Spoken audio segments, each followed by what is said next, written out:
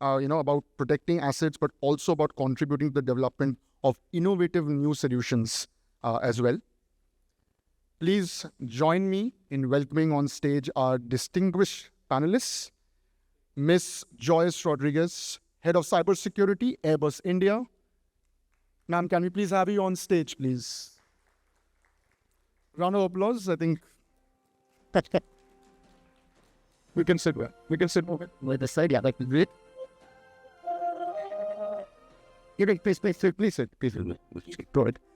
We'll have Mr. Jacxine Fernandez, VP Information Security and ICT Governance, Bangalore International Airport Limited. Welcome, sir.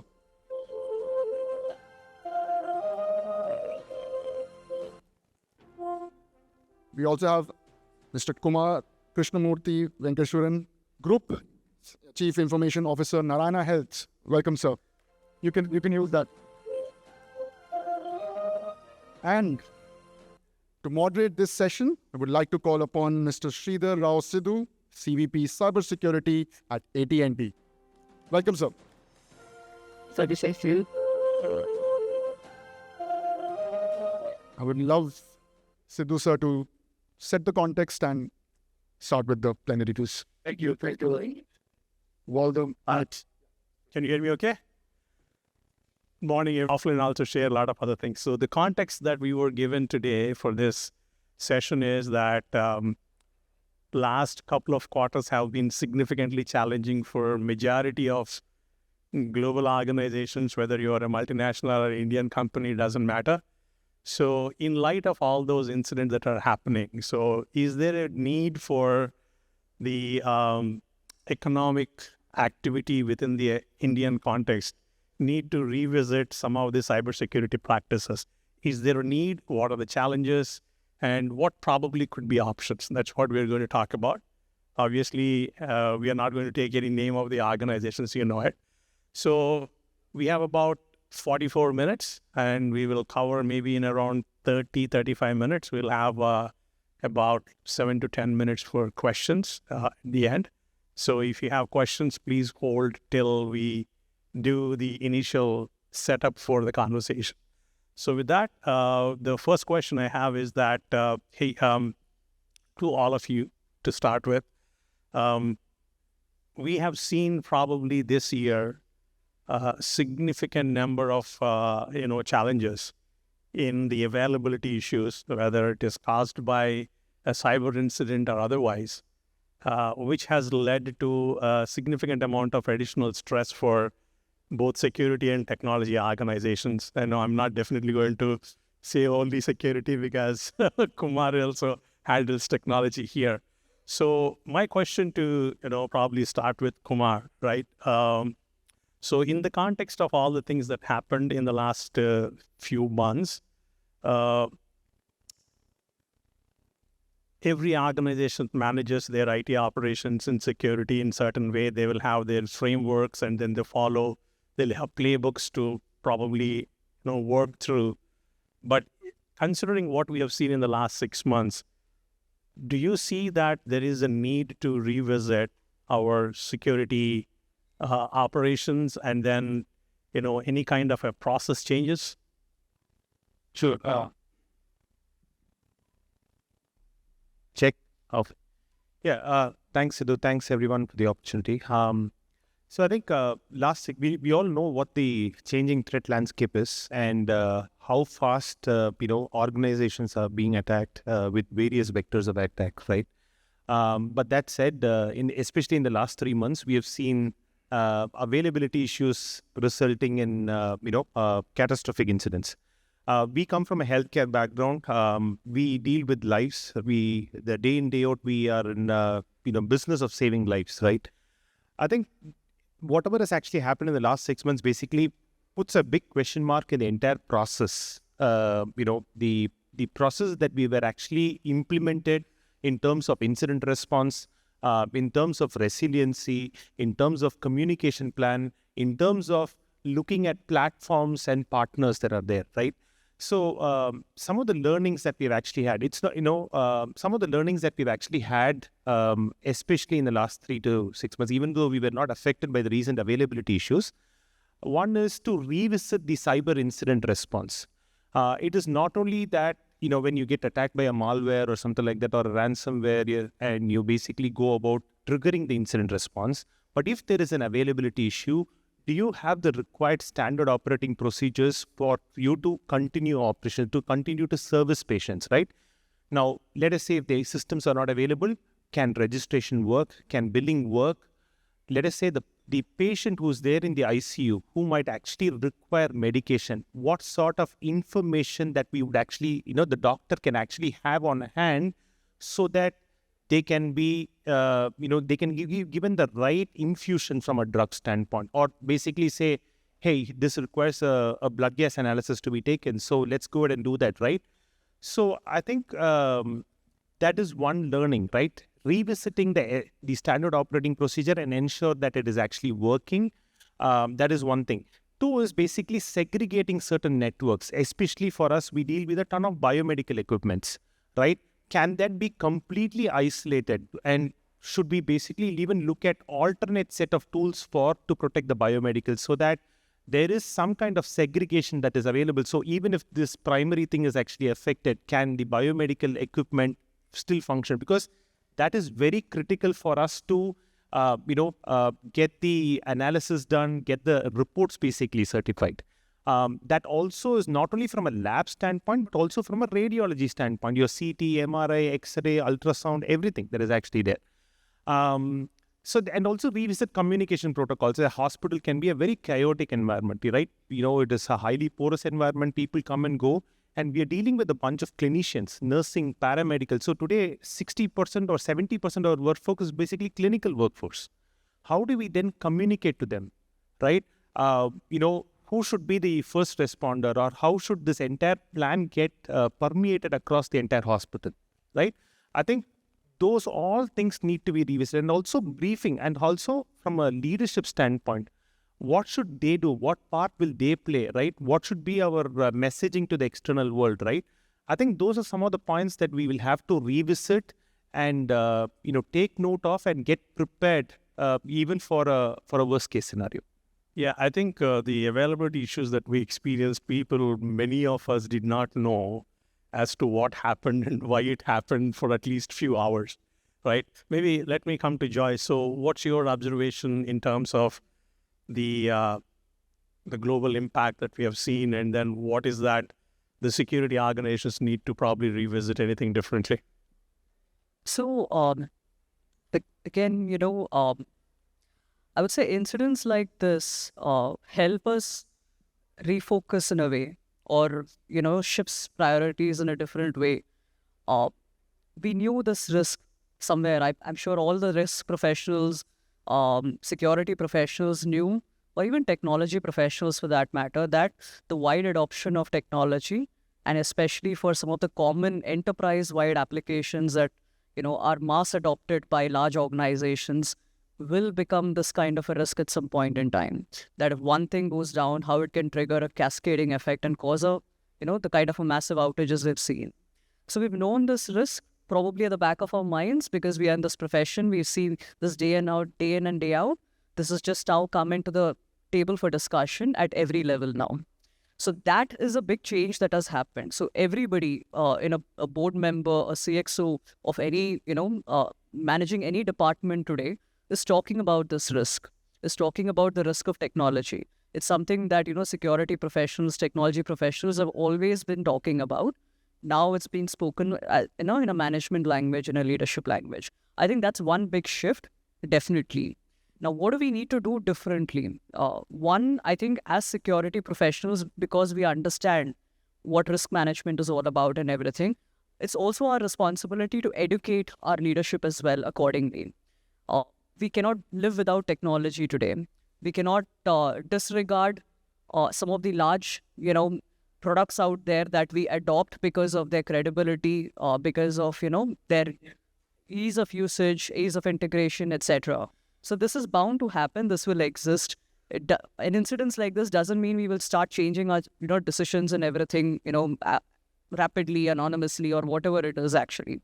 But then it is all about how do we then become more informed about such risks, And then what do we do as organizations to mitigate that risk? And now the conversation has shifted, or rather grown, from incident management, problem management, outage management, security incident management, to now we're talking about organization resilience. We're talking about resilience at an enterprise level. If something like this happens at scale, how prepared is an organization to bounce back from it? And how quickly and with causing as minimum impact as possible. So I feel, incidents like this are an eye-opener, are a game shifter, a game changer, a mind shifter in many ways, actually. And that is what is happening right now. It's a conversation, and I'm sure in every organization, tabled for every board meeting. It's about using that opportunity to now do the right thing. I mean, these days, even grandmothers are talking about it because they are using the same systems which got impacted. So let me come to you, Jacxine. What are your initial thoughts? I think between Kumar and Joyce, quite a bit has been covered. I'd say one additional learning is that we've learned that cybersecurity providers are not infallible gods that they claim to be. And they didn't need a cybersecurity incident also. And we've had this discussion before, Siddhu. Looking at it dispassionately, it's not a cyber incident. Yeah, it just happened to a cybersecurity company. Yeah. So from that perspective, the first learning is they are not infallible. They can also make mistakes like we've seen other vendors do. The second learning is that a lot of organizations are very high on service management, IT service management, technology service management and everything. And for some reason, those processes, for some unexplained reason, stopped at the door of cybersecurity. And we did not push some of those processes down to them, which today, even the vendors who have been impacted by it have now changed the way that customers also have that kind of control over it. So I think this is the second thing that we should all go back and take as a learning from this incident, to know that what are the best practices that I do in other areas that I've not brought into cybersecurity. And I'm not talking about AI and the attack framework and all that, but just basic processes, what we were doing, kind of thing. And, so these are, I think, some of the additional learnings that we should take back and go and reflect back in our environment to see where this is applicable. Having said that, one of the things now, in the third learning is that, and this is from a more personal experience, is that sometimes you can't do anything about it. Sit back and go for the ride kind of thing. So Bangalore airport was never impacted.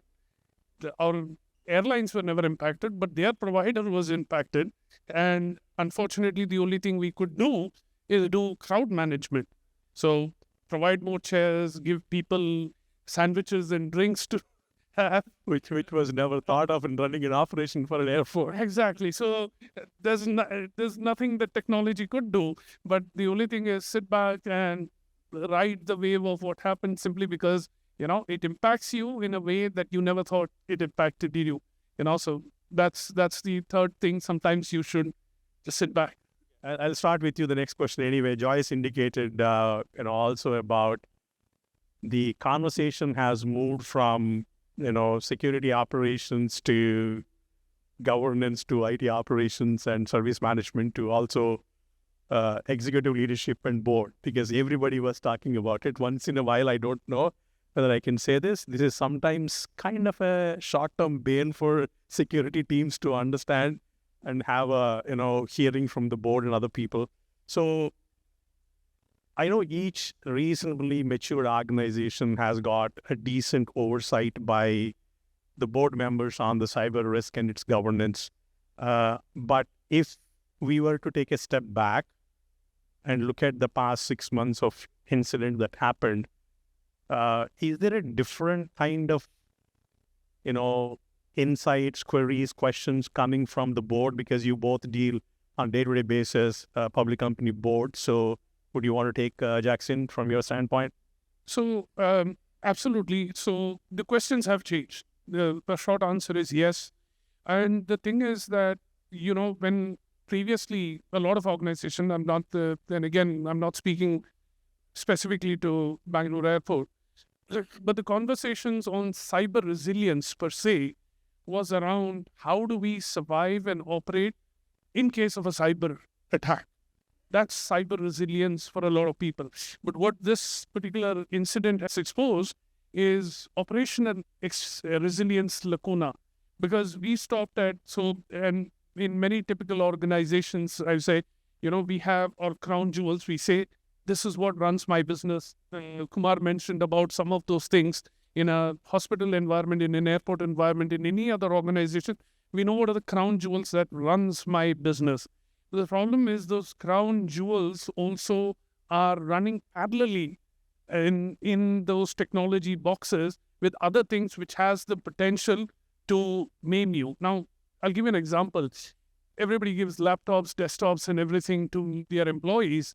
Now, EDR is not the only solution on your desktops and laptops. You have tons of other agents running on it. You have some zero trust agent running on it. You have a DLP agent running on it. What if this is the one that causes an incident tomorrow in your, this thing? Could be in the data center. It could be on your endpoint laptops. So the operational resilience part of it, which said that here are my enterprise system, my SAP, my HCM platform, my XYZ, my payroll platform. This, I do a backup, I test the backup, I can rebuild it from scratch. This is my RTO around it. But what if any one of these security things screws it up? What can you do after that? And most importantly, actually, have we really tested in a real environment about the operational recovery part of it? Absolutely. So I think this is the conversation that's changing, wherein, boards are asking this question. You have cyber resilience, but is operational resilience tied in with cyber resilience? And are you able to ensure that a malfunction on a cyber platform doesn't bring down our business tomorrow? Because that is spread across the environment. So I think those are the kind of conversations which we are ensuring that we are having answers to. It has exposed for organizations that didn't go through this. Thank God we've learned. Moving forward, we make sure. And I think that control. And the second question, sorry, just to add, is that the boards are asking, what is the control you have? As opposed to everything being left with the provider and letting them decide when it's going to get patched, when it's going to get updated, when it's going to get pushed. Just like a ransomware attacker, these people attack on a Friday afternoon, roughly around 5 p.m. to ensure that over the weekend you don't get. What if your cybersecurity provider is sending you an update at 5 p.m.? I mean, luckily with the incident that happened, even the providers are giving that kind of a leeway to the end customers to make the risk-informed decisions, as opposed to you do everything and I'll face the consequence. So let me come to Kumar. So what are the different conversations you're having these days after those incidents that happened? Yeah, our board of directors is very well informed, and I think many of the boards these days, there is tremendous amount of information actually out there on cybersecurity. So, so there is a lot of discussions when they basically ask, one is, are we doing enough to protect the organization, right? And how do you define that enough? Such a loaded question from a board of directors. Then that is one, right? And the first thing is, have you tested enough, right? And how do you ensure that you have done the right testing, right? What is the assurance that is actually there, right? That we have done all possible things from a testing standpoint and found that it is adequate, because our business is different. And we always dread on that day, right? When the systems are actually down, everything goes haywire, and patients are suffering. And it can be gut-wrenching to see, what patients basically undergo, right? And somebody might be in the middle of an operation, right? So how do we insulate from all those attacks that might be there, or I would say a downtime that will be there? Fourth is, tell me in terms of risk rather than throwing security jargons, right? And how did you measure it? What framework have we actually used? And again, the question back to the leadership is, what is our tolerable risk, or what is our risk appetite? When you say downtime, can you quantify it in terms of revenue, right? Is it be 1 day revenue, 7 day revenue? apart from people visiting hospitals, what will be the impact on, we do have a B2C also, right? A pharmacy. How does that get impacted, right?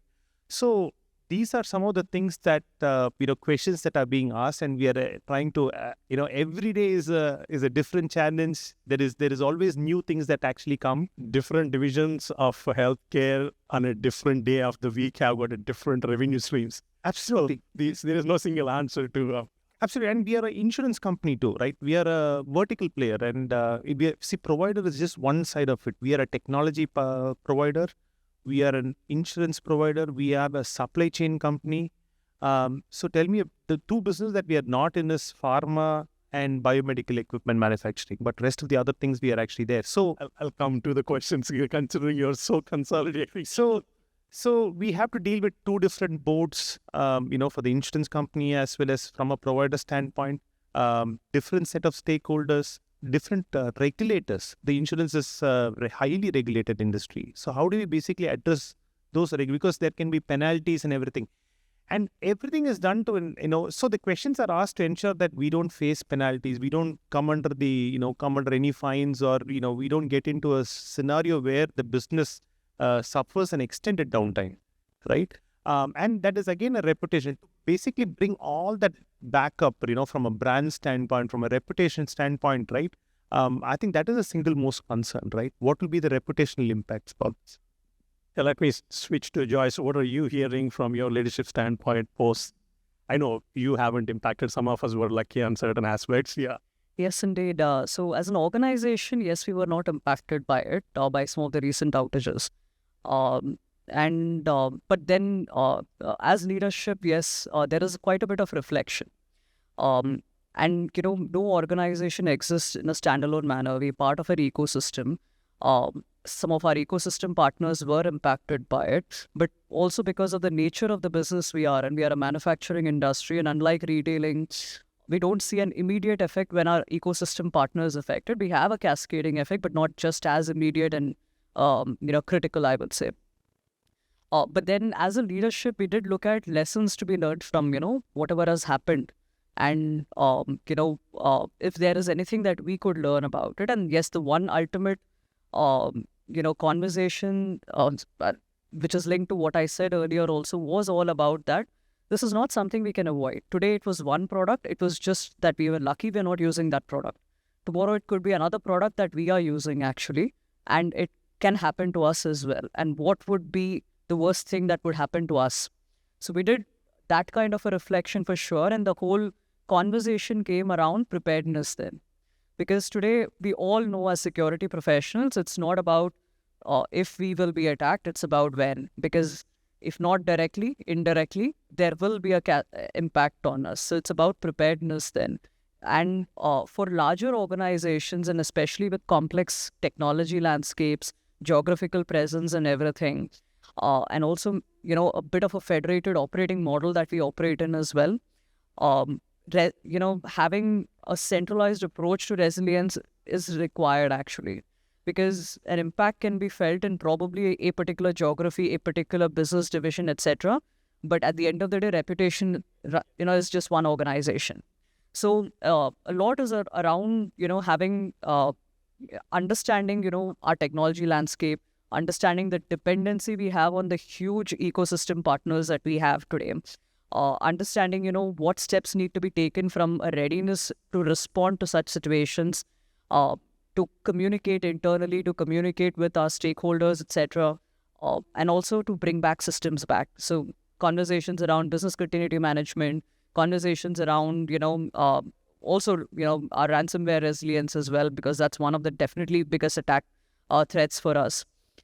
So a lot of these conversations are happening, and it's not that we were not doing anything. It's just actually helping us in a way, the security organization, because it's helping fuel and accelerate some of those things that we have always wanted to have, actually. So in a way, though it was not a security incident, but for security organizations, there is a bit of a positive thing that's coming out of it, that it's accelerating the seriousness on some of these initiatives, large programs, investments to be made in it, and etc. So let me probably switch gears. So we have about 20 minutes. So 2 more questions, quick feedback on it, and then we'll take 10 minutes from the audience. So we are talking about, very heavily entrenched cybersecurity solution providers. And if something goes wrong at their end, the global impact it is causing right now. Switch to probably last 12 to 15 months conversation happening in cyber industry is, we want to be a platformized security provider. So that means you take across the stack from layer 3 to layer 7, whatever you want. I will be the platform person for you, providing every possible controls and single pane of glass, which has got its own pros and cons too, right? Now, slowly that at certain places, that kind of idea is getting some traction last maybe, 6 to 9 months. But in the situation of the last 6 months, as a cybersecurity professionals, do you actually see a platformization getting more acceleration, or it will stall? What are your initial thoughts? So, if you ask me in my initial thoughts, one, I should tell you in general, so I have worked across different domains in IT, not just security. And I am personally a fan of platform-based solutions. I like large integrated solutions because, I for various reasons, there are pros and cons in both, having standalone solutions than, platform-based integrated solutions and a stack to work with. I like the platform-based solutions if it helps in addressing a majority of our needs that I need as for the organization, but at the same time can also help integrate various, administrative, governance, management-related activities, everything. And also, as a consumer, having one vendor to talk to as well. So definitely, there are pros to around it. And I've always been, in for even some of the larger service management-based platforms or, ERP-based or HR solutions that are, have a widespread adoption these days. But at the same time, when adopting those, right, I think it's very important to understand the risk that you're taking by single point of failure as opposed to, Exactly, right? So it can become your single point of failure. Then in that case, it's a question around, the risk, your risk appetite. And the risk appetite, if you want to, mitigate that kind of a risk, then there are many things you have to be very good at as an organization. One, absolutely brilliantly well in managing your asset inventories, knowing all the integrations or interfaces for that particular platform, having proper documentation of all your data flows coming in and out of those platforms, understanding the dependencies, the critical flows and what can get impacted, which business transaction can get impacted, etc. So you have to be very good at all this in the rest of your organization if you're going for a one integrated platform solution that could, create so much of a dependency. So that, I think, there are two ways to look at it, right? The maturity of your rest of your IT practices, how it's evolving, and then your adoption of platform-based solutions, how it's evolving. They both have to go hand in hand. Otherwise, then, it can become the biggest risk and single point of failure for you as an organization. Yeah. So Jacxine, coming to you, is the single point of failure, for example, we've been talking about some control solutions like SASE for the last 4 years. Some of them have gone and implemented, some of them in the process of implementation, which itself is a reasonable amount of consolidation of control sets across the stack, right? So in the current context, do you see that, hey, don't expose us to too much of risk by consolidating control solutions with a single vendor? Is that conversation happening by any chance? Personally speaking, I'm going to go diametrically opposite to Joyce over here. I'm not a fan of platformization, simply because that's my thought, especially on cybersecurity. It's like putting all your eggs in one basket and expecting that one vendor to be, protecting everything. So yes, I am not a big fan of it. But then I absolutely agree with Joyce on the fact that when you decide to do, not do platformization, there is a residual risk with regards to integration that what a lot of security vendors like to call single pane of glass kind of thing. So that is a residual risk that you still need to address in that. And don't do platformization if you can address that risk. Do platformization if you believe that your organization cannot manage that risk. Then do platformization. But having said that, this particular incident, I think, has in my opinion, has slowed down the thrust on platformization. And it's actually ironic because I think last December in AISS in Delhi in DSCI, there was a lot of sessions on platformization and everything. But I think this particular incident has kind of slowed that down, in my opinion. At least in large global organizations. For example, if somebody is a medium enterprise, they are cloud native and want to one cloud service provider. Anyway, they have all their eggs in one basket, but they can probably deal with depending on their business. Absolutely, absolutely. So I think for me, I'm not a big fan of it. But at the same time, it is a very conscious decision that an organization has to take as to how you're going to manage the integration and the interplay between all of these disparate solutions that are going to come up in your environment. Quick, probably from Kumar, and we'll have 5 minutes. To echo both my colleagues, I think I'm also not a big fan of platformization, especially coming from healthcare. We will assemble our own platform. So best of breed or best in context, because tech landscape is changing so fast. So even if, let us say if there is a better product out there, you can, and if you built a modular architecture, you will still be able to unplug one of them and replace with something else. In the platform world, you're pretty much tied into that platform and that entire suite of applications or that service or product that they actually offer. So architectural principles, adhering to them probably is a better thing. Kumar is a good friend of mine, but I find it slightly ironic is for the guy who sells the insurance, the hospital, the pharmacy. He doesn't like that. That's the business. It's a business. That's a business. He has no control on what the business wants. So we have about 5.5 minutes. Maybe we'll take about a couple of questions. So some of them we may have to take offline during the break time. So let's see. Yeah. Can you introduce yourself and probably ask the question, please? Do you have the mics? Yeah, they got the mic. Yeah. One person.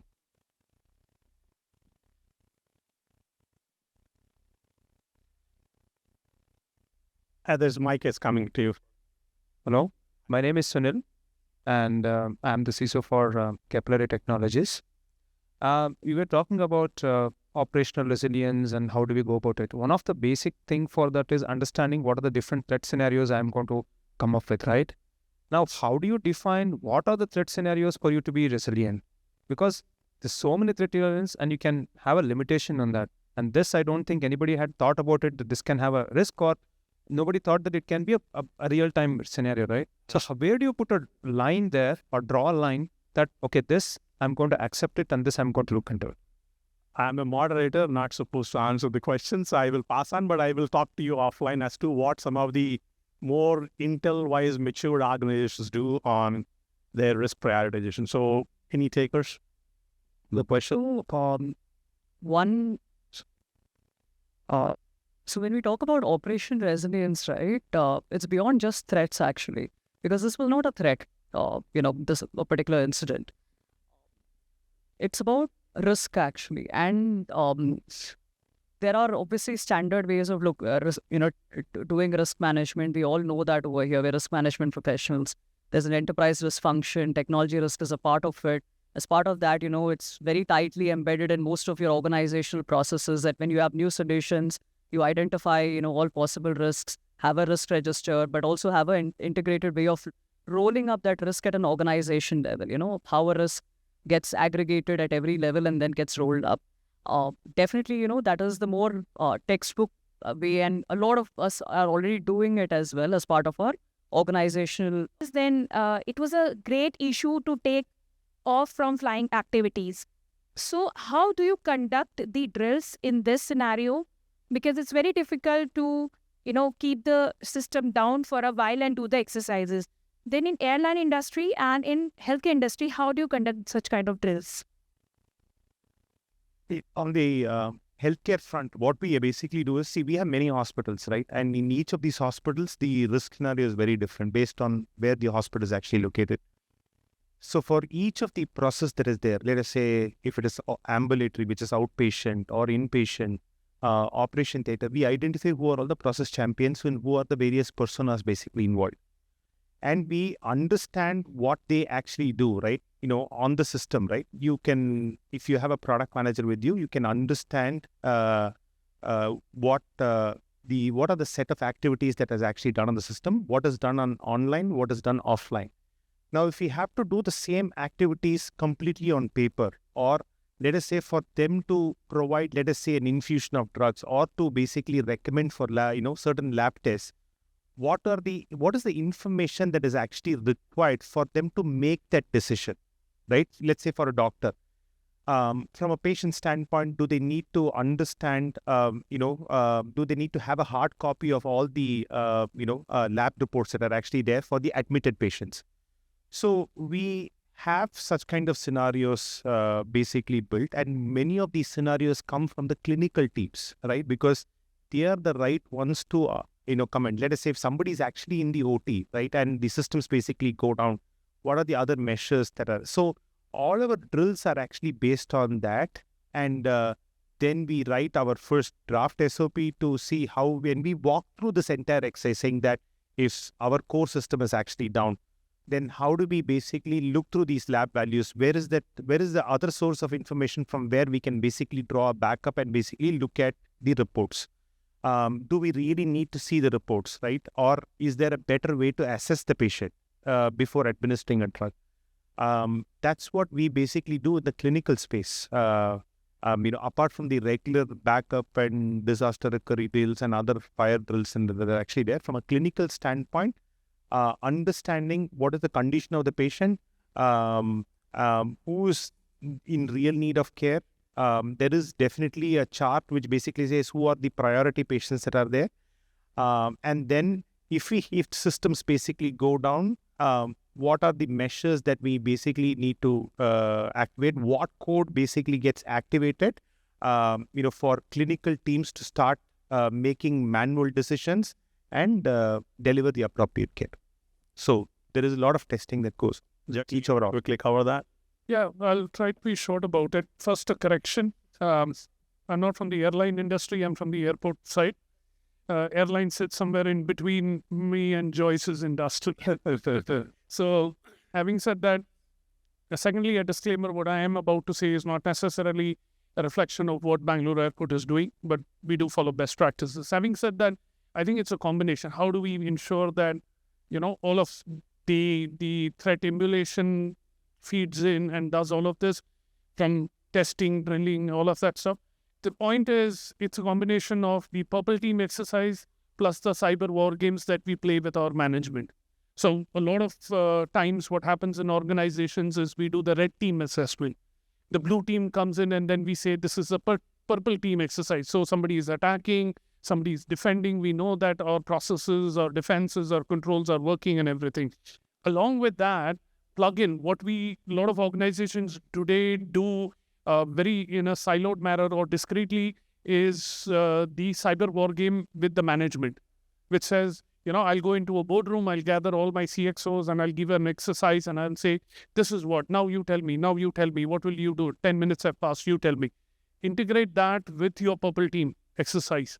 Then there is an actual threat that is being developed through the red team guys. There is incident happening which feeds into the management level and the actions are being taken over that. So it's not just technology controls that are being tested, or the drills do not test purely just the technology controls. It's also testing the management controls, the communication controls, the financial controls. All of this gets tested together. A lot of organizations are not mature enough to do that. I'm just maybe for a lot, this is maybe for now the next step that we should target. I think that would address this holistic testing and drills that we want to do. Yeah, it's an expensive process, but of course there are ways to do it. Unlike you mentioned that you need to shut everything down, we don't necessarily have to do it. There are ways to do without shutting down all your business operations. So we are already way out of our time.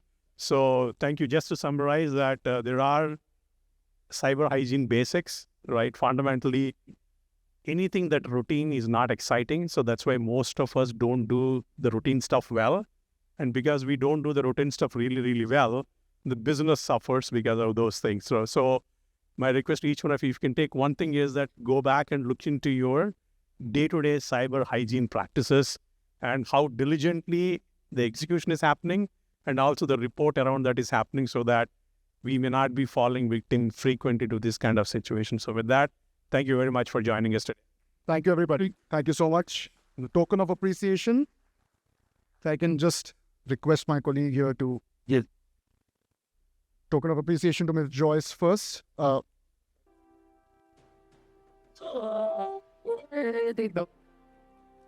This is Siddhu.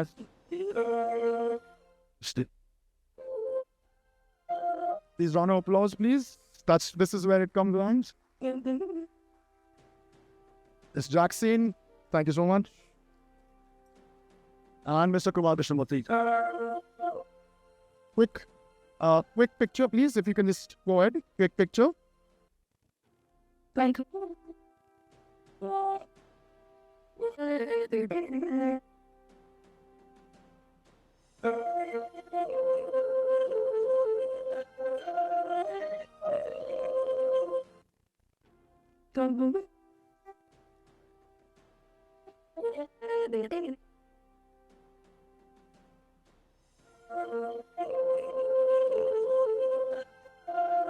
Thank you. Thank you so much.